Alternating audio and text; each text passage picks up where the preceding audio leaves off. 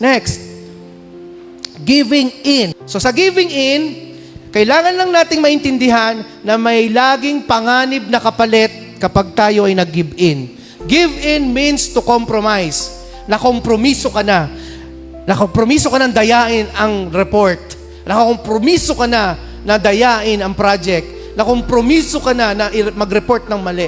Nakompromiso ka na tumagay. Nakompromiso ka na makipagsugal kasama ang mga barkada mo. Nakipagkompromiso ka na makipag-premarital sex.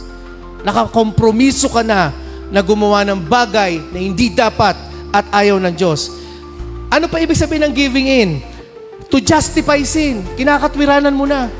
Minsan lang naman Hindi naman malalaman Wala naman nakakakita These deceptions, this process of tempting from Satan, kailangan alerto po tayo. Na this giving in scenario ay nagdadala lagi ng danger. Yun lang alalanin nyo. Giving in equals danger. Danger, surrendering to temptation. Palaging may pangit na dulot ang pag-give in sa tukso.